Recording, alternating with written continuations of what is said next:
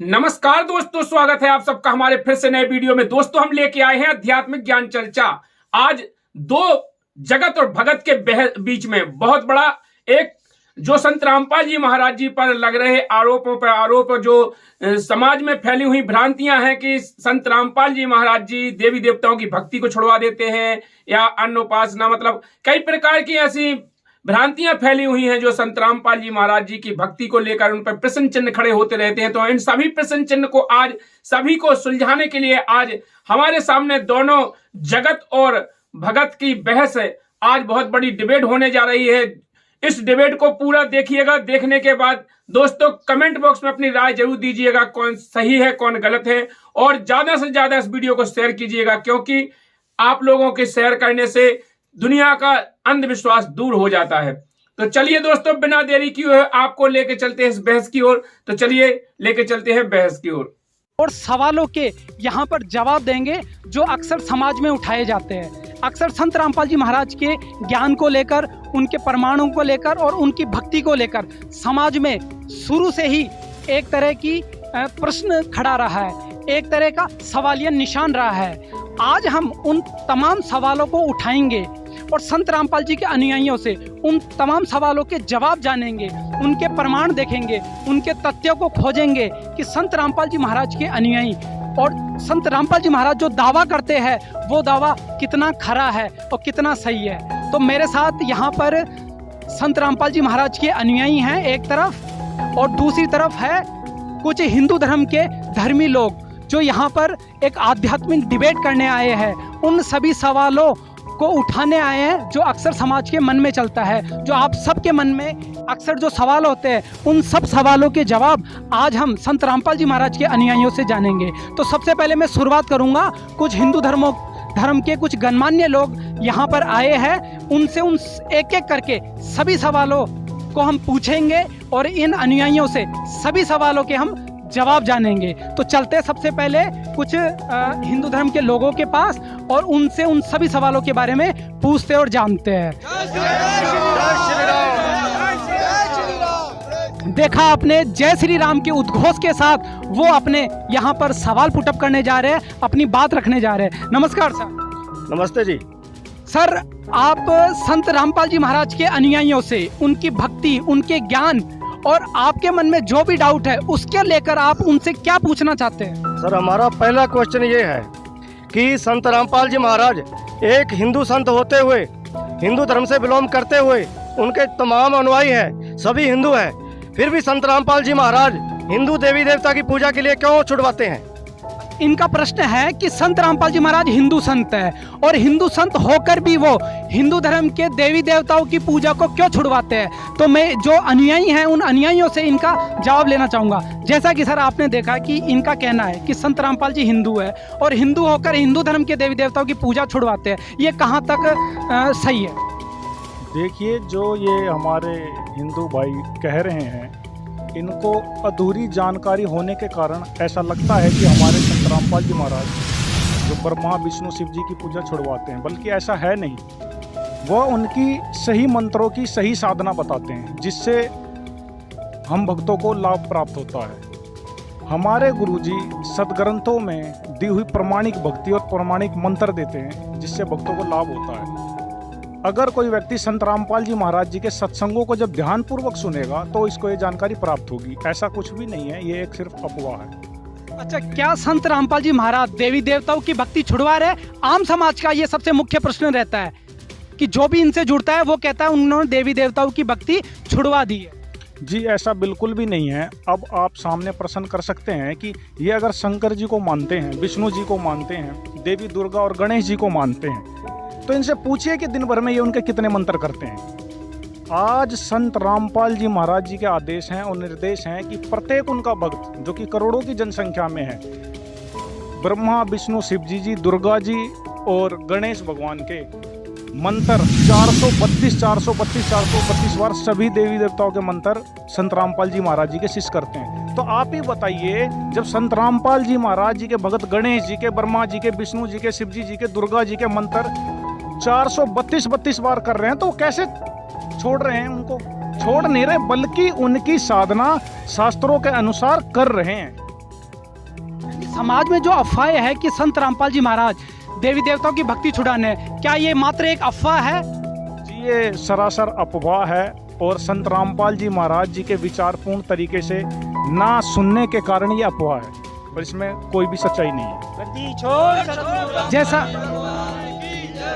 जैसा कि अनुयायियों ने बताया कि संत रामपाल जी महाराज जी किसी देवी देवताओं की भक्ति नहीं छुड़वाते हैं, बल्कि वो देवी देवताओं की शास्त्र अनुकूल भक्ति बताते हैं। उन देवताओं के मंत्र जाप करने को देते हैं, उन मंत्रों के जाप से वो देवी देवता उनको लाभ भी देते हैं। ये संत रामपाल जी महाराज के अनुयायियों का कहना है। सर हम ये इनके अनुयायी संत रामपाल जी के अनुयायियों से जानना चाहते हैं कि माता दुर्गा का पति है, उन्होंने संत रामपाल जी ने बताया है। हम बचपन से सुनते आ रहे हैं कि वो तो अर्धकुंवारी है, लेकिन ये तो माता का अपमान है, ये तो हमारे जो देवी देवता हैं उन सबका अपमान कर रहे हैं। लेकिन हमें प्रूफ सहित, आधार सहित बताइए ये कहाँ बताया गया है, कहाँ लिखा है? ये बहुत ही अच्छा प्रश्न उठाया है कि जैसा कि इन्होंने कहा है कि माता देवी का पति बताते हैं संत रामपाल जी महाराज जी, आखिर इसका प्रमाण कहाँ है? तो सर हमें बताइए इसका प्रमाण कहाँ पर है कि माता देवी दुर्गा का कोई पति है? जी देखिए, देवी भागवत महापुराण के अंदर में प्रमाण आता है, देवी भागवत में उसमें एक महिषासुर वाला प्रकरण आता है। सभी हिंदू भाई उससे परिचित हैं। वो प्रश्न कुछ इस प्रकार है कि एक बार महिषासुर नाम का दैत्य जो था वह तीनों देवताओं को, ब्रह्मा विष्णु शिव जी से युद्ध करके उनको परास्त करके हरा देता है। इस पे तीनों देवता और सारे देवता मिलकर देवी दुर्गा से प्रार्थना करते हैं कि माता आप इस राक्षस से हमारा पीछा छुटाइए। देवी दुर्गा वहाँ पर आती है और युद्ध के लिए महिषासुर के सामने जाती है। महिषासुर वहाँ पे उनसे विवाह का प्रस्ताव रखता है। यह प्रकरण महिषासुर के अध्याय में हम आपको प्रमाण के लिए दिखाते हैं। देख तो संत रामपाल जी के महाराज के अनुयायी प्रमाण के सहित ये बता रहे हैं, तो कैमरामैन को कहूँगा वो इनको प्रमाण दिखाए। ये देखिए, ये है श्रीमद् देवी भागवत, गीता प्रेस गोरखपुर से है, और आप प्रमाण देखिए। इसमें एक प्रकरण है कि महिषासुर का मंत्रियों के साथ परामर्श करना और वासफल तथा दुर्मुख को भेजना, देवी के द्वारा वासफल और दुर्मुख का वध। इसमें देवी ने कहा कि ब्रह्मा विष्णु महेश इंद्र वरुण कुबेर एवं अग्नि तक को भी मैं पति बनाना नहीं चाहती। इन सब प्रधान देवताओं को छोड़कर किस गुण की विशेषता से मैं पशु को स्वामी बनाने का निंदनीय काम करूंगी। मैं पति को वर्ण करने वाली स्त्री नहीं, मेरे शक्तिशाली पतिदेव विराजमान है, मेरे शक्तिशाली पतिदेव विराजमान है। अब ये प्रमाण आप सबके सामने है। ये 18 पुराणों में से एक है। इसको सभी हिंदुस्तान में सभी हिंदू भाई बहन इसको सर्वप्रथम मानते हैं। क्या इससे ऊपर है इनका ज्ञान? क्या ये कोई आधार नहीं है? अब इससे ऊपर ये आधार किसको मानते हैं? अगर इसको भी नहीं मानते तो फिर इनका ज्ञान का आधार क्या है और ये किससे डिबेट करेंगे, क्या चर्चा करेंगे? दुर्गा जी की जैसा कि संत रामपाल जी महाराज के अनुयायियों ने अभी देवी पुराण से ये सिद्ध किया और प्रमाण दिखाया कि माता देवी का पति है, वो ब्रह्मा विष्णु महेश से भी ऊपर उनका कोई परम पुरुष है जो उनके पतिदेव है, और अभी इस प्रमाण को उन्होंने प्रमाण करके दिखाया। तो सर आप क्या कहना चाहोगे? अभी संत रामपाल जी महाराज के अनुयायियों ने आपके उस प्रश्न का जवाब दिया कि माता देवी का पति है। क्या आज से पहले आपको ये पता था कि माता का कोई पति है? नहीं जी, हमें नहीं मालूम। आपको अभी इन्होंने प्रमाण सहित दिखाया कैमरे पर, तो आप आपका क्या राय है? क्या आप मानते हो कि जो पुराणों में लिखा है वो हिंदू धर्म के लिए सर्वमान्य है? देखो, जो प्रमाण दिखाया उसके आधार पे तो मानना पड़ेगा। और दूसरी बात ये है, जैसे कि इन्होंने आधार सहित बताया तो है, लेकिन हम बचपन से ही कभी बालाजी धाम और केदारनाथ, बद्रीनाथ हमारे पूर्वज जाते रहे, हम लोग जाते रहे। वो पुरानी से पुरानी जो रीति रिवाज है वो करते आ रहे हैं, लेकिन ये सब कुछ शास्त्रों के अनुसार ये मना कर रहे हैं। लेकिन क्यों, ये सब कैसे है सर? तो मेरा अगला प्रश्न रहेगा इन समाज के लोगों से कि वो संत रामपाल जी महाराज के ऊपर जो आरोप लगते हैं, जो प्रश्न होते हैं, उनके बारे में वो क्या पूछना चाहेंगे। तो सर आप बताइए। मेरा भी इनसे एक सवाल है सर। ये हिंदू धर्म में जो देवी देवताओं की मंदिरों में मूर्ति बनाकर पूजा आराधना की जाती है, वो संत रामपाल जी महाराज उसके लिए बिल्कुल मना करते हैं, फिर तो वो हिंदू विरुद्ध हुए ना। तो बहुत ही अच्छा प्रश्न इन्होंने किया है कि संत रामपाल जी महाराज जी मूर्ति पूजा को छुड़वाते हैं, मंदिर पूजा करना, मूर्ति पूजा करना उसको छुड़वाते हैं। तो सर हमें बताइए, जैसा कि इनका प्रश्न है कि संत रामपाल जी महाराज मूर्ति पूजा को और मंदिर पूजा को छुड़वाते हैं, आखिर सनातन में तो मूर्ति पूजा का ही सबसे मुख्य उल्लेख। देखिए, हमारे गुरुजी मूर्ति पूजा को ये नहीं कहते कि ये गलत है। हमारे गुरुजी ये कहते हैं कि आप इस मूर्ति पे ही अगर दृढ़ हो जाओगे, उसी में आस्था बना के रख लोगे, वो आदर के लिए तो ठीक है, उसकी याद के लिए तो ठीक है, उससे याद बनती है कि हाँ विष्णु जी हैं, ये गुण युक्त हैं, तो लेकिन सिर्फ मूर्ति पे ही आधारित हो जाने से वो लाभ हमको विष्णु जी नहीं देंगे। उदाहरण के लिए अगर कोई बच्चा अपने बुक में देखता है आ से आम, तो आम को देख के, फोटो देख के, चित्र देख के उसको ये तो पता लगता है कि ये आम है, खाने वाली वस्तु है, उसके गुणों के बारे में उसको जानकारी हो जाती है। लेकिन अगर वो फोटो पे ही दृढ़ हो जाए, उसी पे अगर वो आस्था कर ले और अगरबत्ती, धूप बत्ती, फूल और घंटी बजाने लगे और बैठ जाए हट करके कि मैं आम लूँगा, तो इस तरीके से तो देखो उसको आम मिलने से रहा। तो संत रामपाल जी महाराज जी बताते हैं कि भाई आम लेने के लिए आपको अलग से कमाई करनी पड़ेगी, फिर आप बार मंडी में जाओ, आम लेके आओ, फिर आप उस फोटो को रखो या फिर मत रखो, आपको वो आम वाले गुण जो है आम आपको प्राप्त हो जाएगा। ठीक इसी प्रकार जो हमारे भाई साहब कह रहे हैं मूर्ति पूजा के बारे में, हमारे गुरुजी कहते हैं कि उनकी फोटो देख के आपको उनकी याद तो बनी रहेगी, लेकिन आपको वो लाभ नहीं दे सकते उस मूर्ति से। आपको वो जो लाभ है गुरु बना के उनके यथार्थ मंत्र के जाप करने से वो लाभ आपको ऑटोमेटिक प्राप्त होगा। फिर आप चाहे मूर्ति रखो या ना रखो, उसका कोई प्रयोजन नहीं रह जाता। जैसा कि अनुयायियों ने बताया कि संत रामपाल जी महाराज मूर्ति पूजा को मना नहीं करते, अपितु मूर्ति पर ही आश्रित होना और मूर्ति के साथ कर्मकांड पूजा करने को मना करते। इसी का आधार गीता और वेदों का उन्होंने दिया है। और भी मेरे साथ कुछ हिंदू धर्मी लोग हैं, उनसे भी मैं तमाम तरह के जो प्रश्न और आरोप लगते हैं उनके ऊपर, उन एक एक प्रश्नों का मैं उनसे पूछूंगा और इनके शिष्यों से उनका जवाब लिया जाएगा। तो सर आप भी बताइए, आपका क्या प्रश्न? मेरा प्रश्न है संत रामपाल जी महाराज का अनुयायी से। जो संत रामपाल जी महाराज बताते हैं ये तीनों देवता जैसे ब्रह्मा विष्णु महेश ये जन्म मृत्यु में है, ये कैसा? हम तो अजर अमर स्वभाव चिंता कर अजर अमर है, लेकिन ये उन्होंने तो बताते ये तो जन्म मृत्यु में, ये किस में प्रमाण है सर, ये बताइए। लोगों का प्रश्न है कि संत रामपाल जी महाराज जी बताते हैं कि ब्रह्मा विष्णु महेश की जन्म और मृत्यु होती है, जबकि सनातन धर्म में माना जाता है कि ब्रह्मा विष्णु महेश अजर अमर है, उनकी कोई जन्म मृत्यु नहीं होती, वो अविनाशी है। इसका कहाँ प्रमाण है और इसका क्या उत्तर है? आप प्रमाण सहित, तथ्यों सहित हमें। मैं पहले बताऊं कि मैं एक शिक्षक हूं, ठीक है, मैं ग्रेजुएट भी हूं और मैं भी पहले यही समझता था, जो आप लोगों ने आज तक सुना मैं भी यही सुनता आया था। लेकिन जब मैंने रामपाल जी महाराज का ज्ञान सुना, उनका सत्संग सुना और उस आधार पर जब मैंने अपने शास्त्रों को मिलाया तो मैंने पाया कि सचमुच तो आज तक हम लोग जो सुने थे वो तो गलत था, वो तो अधूरा ज्ञान था। लेकिन आज जो प्रमाण दे रहे हैं परमात्मा संत रामपाल जी महाराज, उसके आधार पर जब हमने देखा, कबीर सागर में लिखा हुआ है कि माँ अष्टंगी पिता निरंजन यजम दारुण बंसन रंजन, तीन पुत्र अष्टंगी जाए ब्रह्मा विष्णु शिव नाम धराए। तो इससे स्पष्ट हो जाता है कि उनका जो जन्म हुआ है वो अष्टंगी माने दुर्गा से हुआ है और ये तीनों जो है, ये प्रमाण कौन से शास्त्र?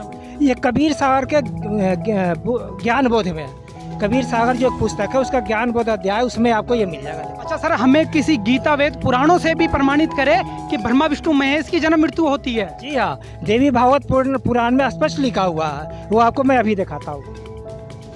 ये देखिए, ये देवी भागवत पुराण है, सचित्र मोटा टाइप, केवल हिंदी, गीता प्रेस से ये लिखा हुआ। ये हमारे गुरुजी का नहीं है, गीता प्रेस से लिखा हुआ। देखिए, ये देखिए, ये इसकी तीसरा अध्याय, तीसरा का संचित देवी भागवत पुराण 138 पेज में क्या लिखा हुआ है कि तुम शुद्ध स्वरूपा हो, यह सारा संसार तुम्ही से उद्भासित हो रहा है। मैं ब्रह्मा और शंकर हम सभी तुम्हारी कृपा से ही विद्यमान है। हमारा आविर्भाव मतलब हमारा जन्म होता है और तिरोभाव हुआ करता है। इसका मतलब हमारी मृत्यु भी हो करती है।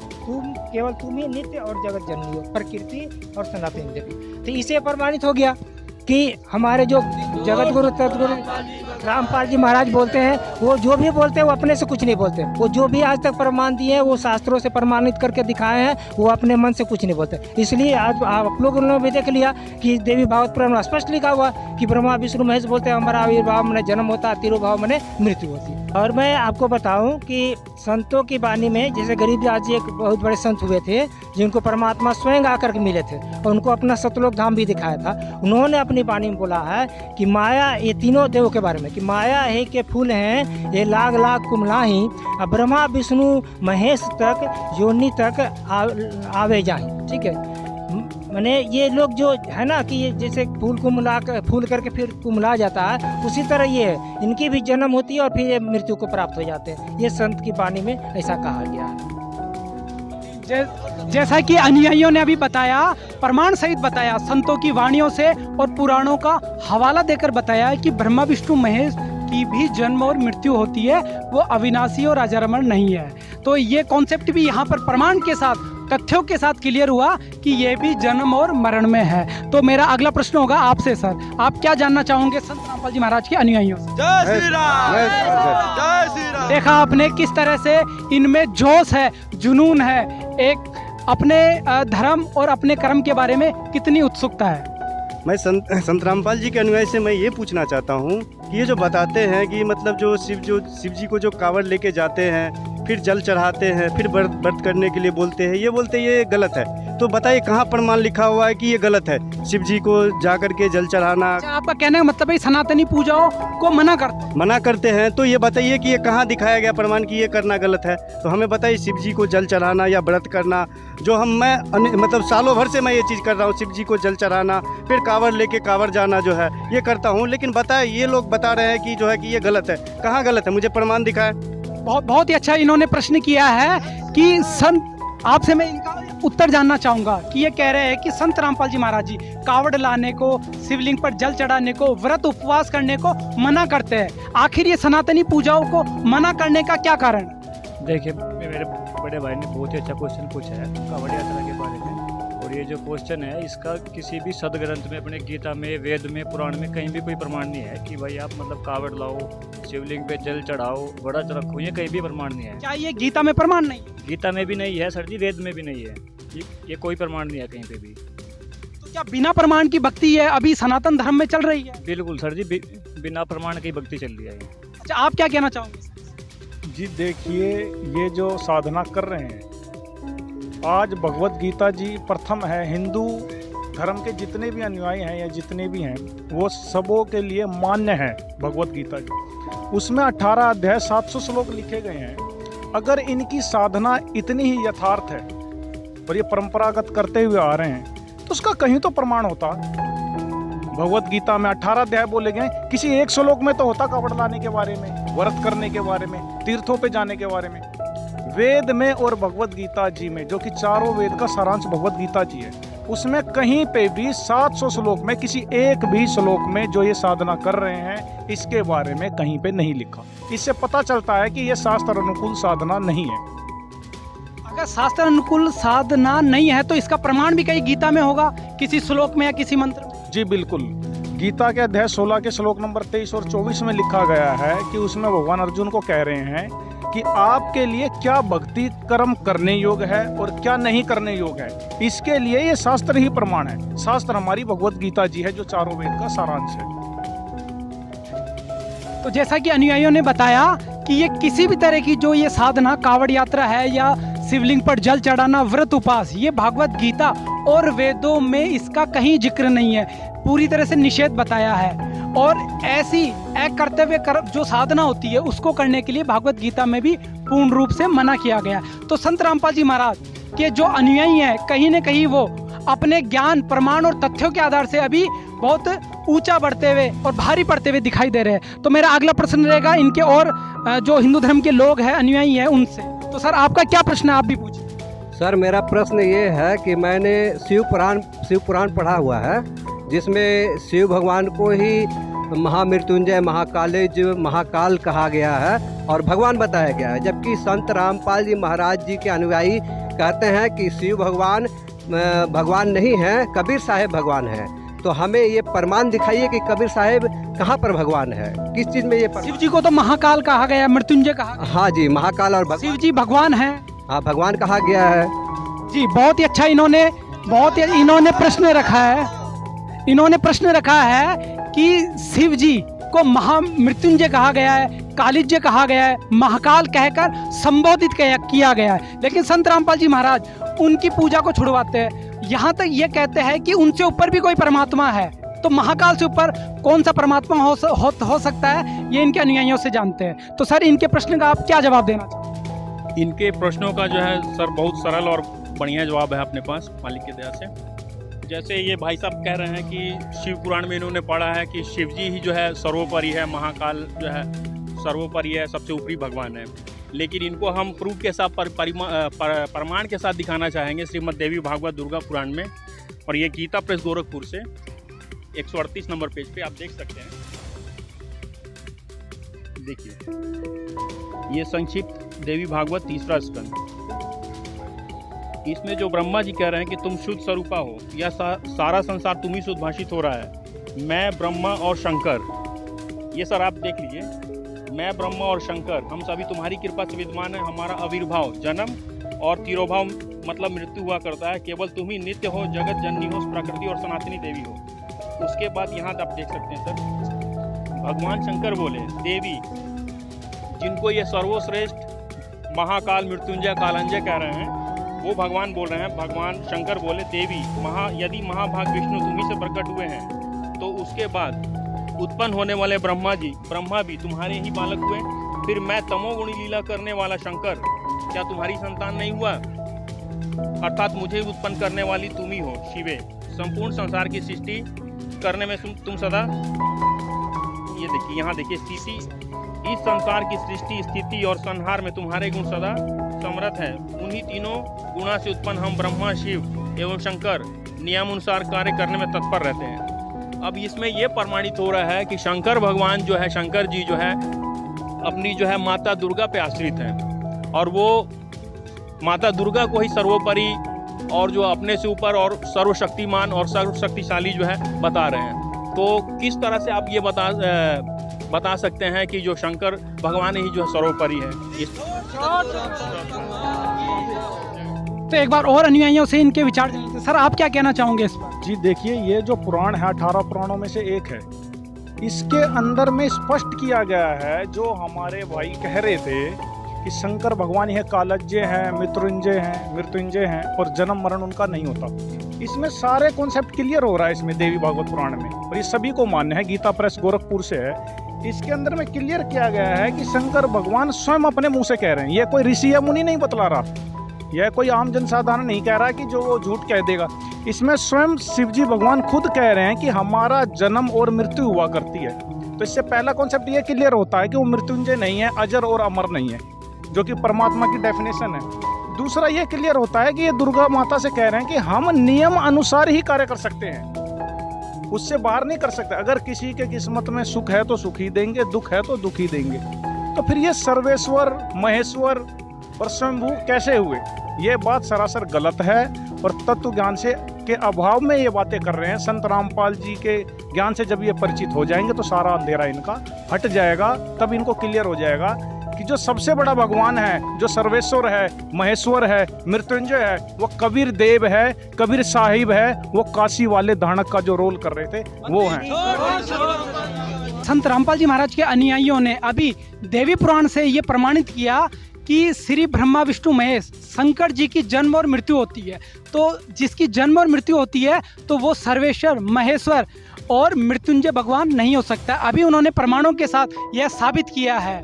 तो मेरा और अगला प्रश्न है उनके अनुयायियों से। तो सर आप क्या पूछना चाहोगे? देखो सर, मैं संत रामपाल जी महाराज के अनुयायी से एक प्रश्न रखना चाहता हूँ। जैसे वो समाज में एक भ्रम फैलाते हैं कि जितने भी सनातन हिंदू धर्म में प्रचलित पूजा तथा धार्मिक अनुष्ठान है उनको शास्त्र विरुद्ध बताते हैं, जबकि हमारे ऋषि महर्षि तथा हमारे पूर्वजों ने लाखों वर्ष से यही साधना करता है। मैं इनसे प्रमाण मांगना चाहता हूँ, ये क्यों गलत अफवाह फैला रहा है ये हिंदू सनातन धर्म में कि धार्मिक पूजा और अनुष्ठान शास्त्र विरुद्ध है।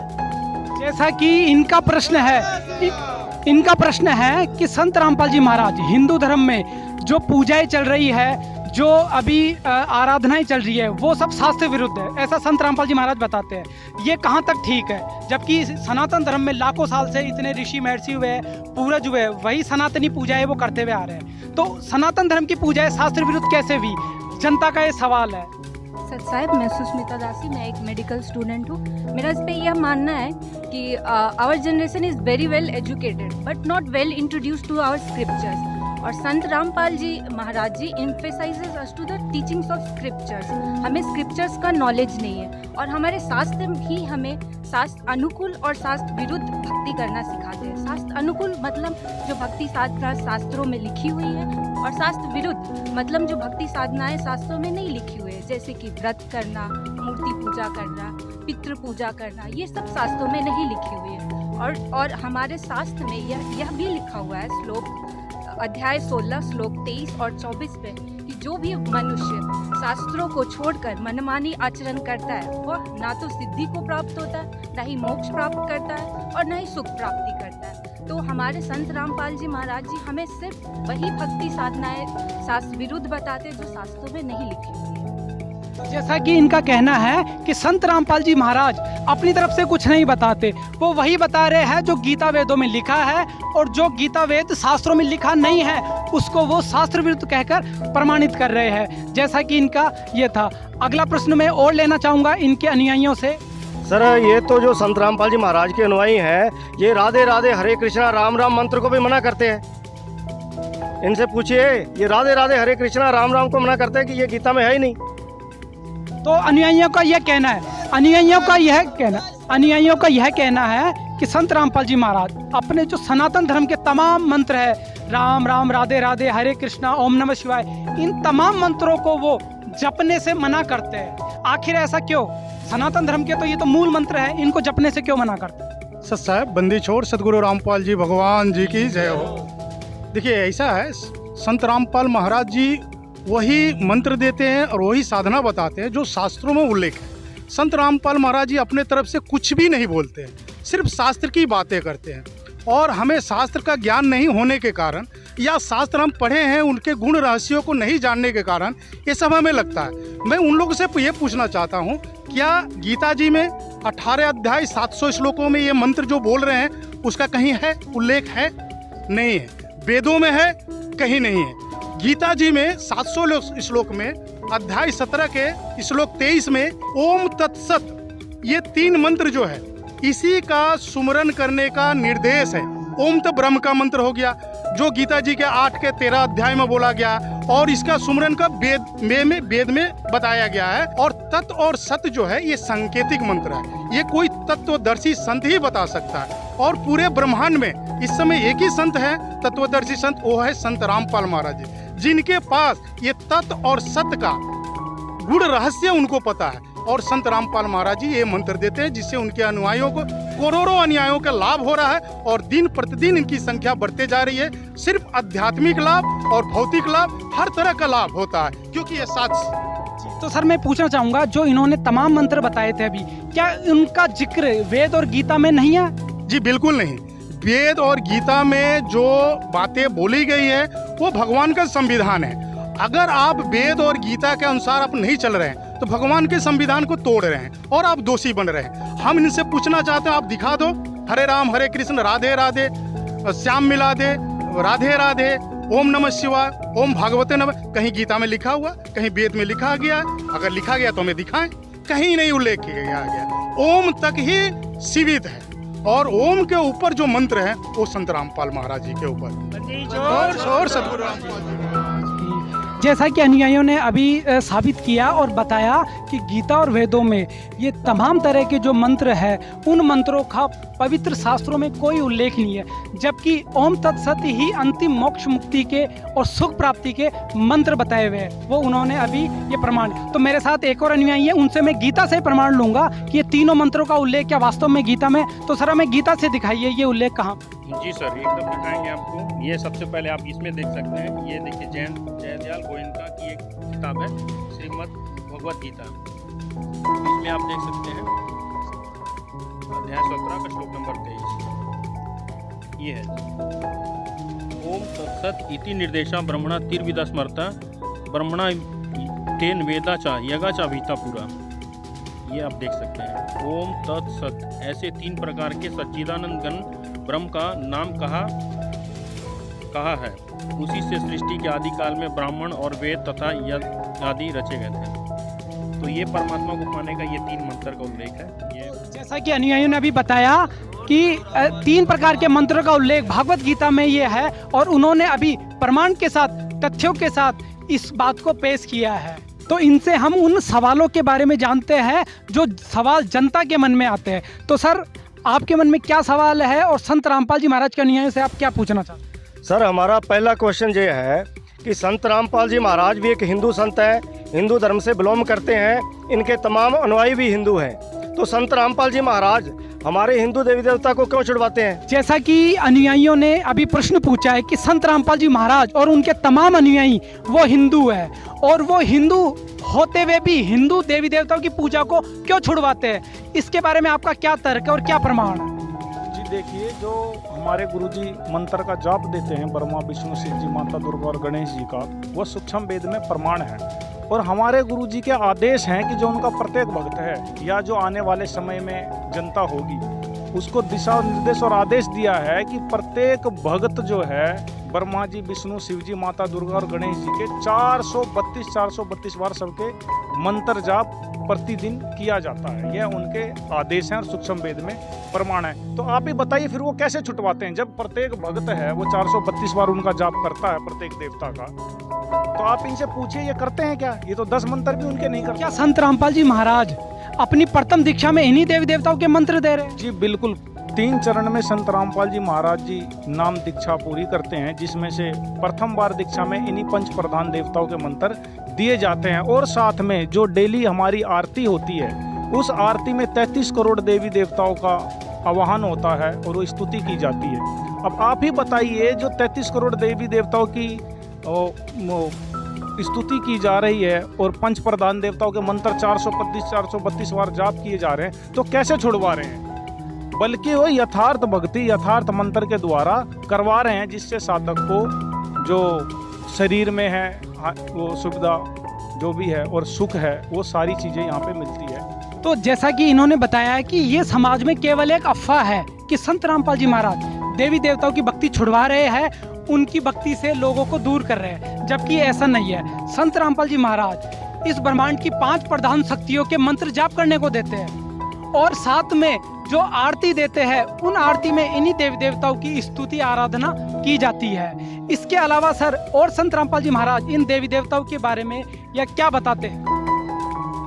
हमारे गुरुजी संत रामपाल जी महाराज देवी देवता के बारे में ऐसे बताते हैं कि ये उस परमात्मा के अंश हैं और हमसे श्रेष्ठ हैं।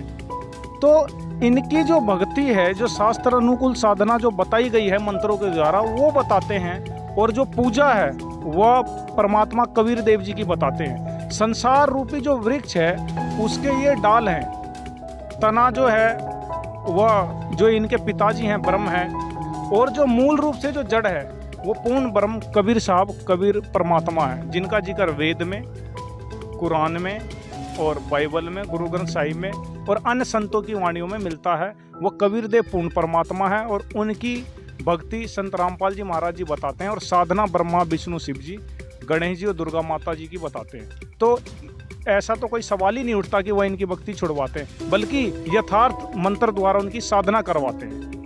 तो अभी इस बात का निष्कर्ष निकल के आया है कि संत रामपाल जी महाराज किसी देव देवता की भक्ति नहीं छुड़वा रहे, बल्कि उनकी यथार्थ भक्ति और साधना जन समाज को, श्रद्धालुओं को करने के लिए देते हैं। मैं अभी आपको ये जो बताए हमारे भगत जी कि हमारे गुरुजी ऐसे ऐसे मंत्र देते हैं, जिससे तो उसी के बात को मैं आगे बढ़ा कर बोलता हूँ और हो सकता है आपको विश्वास नहीं हो, क्योंकि ऐसा कभी देखा ही नहीं सुना है हम लोगों ने तो आज करके। और हमारे गुरुजी जो हमारे संत रामपाल जी महाराज जो हमको जिन देवी देवताओं के भक्ति बताते हैं, जिनके मूल मंत्र बताते हैं, उस मंत्र में इतनी शक्ति है कि आज हमारे जैसे लाखों लोग, हजारों लोग, माने हर तरह के हमारे शारीरिक माने मानसिक आर्थिक जितना भी तरह का दुख तकलीफ हमारे, यहाँ तक कि कैंसर जैसी बीमारियाँ भी हमारे जो शरीर के अंदर है वो भी इनकी साधना से, इनकी भक्ति करने से, उस मंत्रों का जाप करने से हम ठीक हो रहे हैं। और ये क्या मैं ये मानूं कि जो देवी देवताओं के वास्तविक मूल मंत्र देते हैं उन्हीं के जाप करने से ये ठीक हो रहे हैं या कुछ और करने से? बिल्कुल बिल्कुल आपको मानना होगा।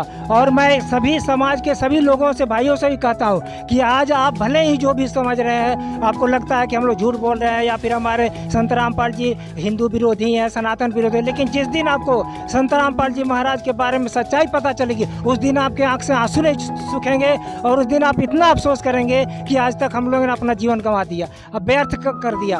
क्योंकि आज हम लोग जो पाए हैं वो मतलब उसकी वर्णन हम नहीं कर सकते, हमारे पास शब्द नहीं है। जो भक्ति हमारे गुरुदेव ने संत रामपाल जी ने दिया है उसका कोई मतलब वर्णन करने लायक हमारे पास शब्द नहीं है, और ये आपको ही पता चलेगा जिस दिन। और मैं आपसे सबसे आग्रह करूँगा, मेरा निवेदन है कि आप सब लोग सही जानकारी को लीजिए और रामपाल जी महाराज से दीक्षा लेकर के अपना कल्याण कराइए, जैसे हम लोग करवाएं। बंदी छोड़। संत रामपाल जी महाराज के शिष्यों ने हमारी आंखें खोल दी। संत रामपाल जी महाराज देवी देवताओं की भक्ति छुड़ाते नहीं, बल्कि वो तो मंत्र जाप देते हैं। आज हमें पता चला कि भगवत गीता में ओम तत्सत इति निर्देश मंत्र लिखा है। ये तो हमने कभी देखा ही नहीं। हमने तो लाल कपड़े में लपेट के अपने घर में गीता को रख रखा है और अगरबत्ती दे देते हैं, बस इतनी पूजा करते हैं सर। आज हमारी आंखें खोल दी संत रामपाल जी महाराज ने। हम भी इनके आश्रम में आएंगे और आगे भविष्य में विचार करेंगे, नाम दीक्षा भी लेंगे संत रामपाल जी महाराज से। आप क्या कहना चाहोगे? हम ये कहना चाहेंगे, हम देखो शिवरात्रि पर साल में 2 बार हम मंदिर जाते थे और मंदिर जाने के बाद पूजा पाठ करके हम घर पे आ जाते, लेकिन असली मंत्र तो संत रामपाल जी के अनुयायी करते हैं। लेकिन हम इन्हीं को देखकर अब हम आश्रम में जाकर सत्संग सुनेंगे और अपना कल्याण करवाएंगे। इसीलिए कि हमारे जितने भी भाई बंधु हैं, हम सबको लेके आश्रम में पहुंचेंगे और नाम दीक्षा लेंगे इनसे। जो हिंदू धर्म के जो लोग हैं, गणमान्य लोग हैं, उन्होंने इस बात को स्वीकारा है कि आज तक समाज में जो अफवाहें फैली हुई थी कि संत रामपाल जी महाराज देवी देवताओं की भक्ति छुड़ाते हैं, उनकी पूजा छुड़वाते हैं और वो अलग ही भक्ति पूजा बताते हैं, जबकि ऐसा नहीं है। संत रामपाल जी महाराज अपनी जो भक्ति पूजा विधि है वो सनातन धर्म की पूजाओं से ही शुरू करते हैं और पूर्ण परमात्मा की भक्ति बताते हैं। यही प्रमाण अनुयायियों ने अभी गीता वेद पुराणों से खोलकर साबित करके यहाँ पर बताया है। और जो तमाम ये मेरे हिंदू धर्म के जो लोग हैं, इन्होंने भी इस बात को स्वीकार किया है कि आज प्रमाण को आंखों देखा है। कल तक उन्होंने अपने शास्त्रों को लाल कपड़ों में लपेटते हुए देखा है, आज उन्होंने आंखों देखा है, सभी शास्त्रों को खोल कर प्रमाण दिखाते हुए देखा है। तो संत रामपाल जी महाराज जी जो भी बता रहे हैं वो शास्त्रों के अनुकूल बता रहे हैं और उनका ज्ञान शास्त्रों के अनुसार ही है। जैसा गीता वेद पुराणों में बताया जा रहा है, वैसा ही ज्ञान भक्ति संत रामपाल जी महाराज मानव समाज को बता रहे हैं। ऐसा ही अनुयायियों का मानना है और ऐसा ही अभी जो हिंदू धर्म के लोग हैं उन्होंने भी इस बात को यहाँ पर स्वीकार किया।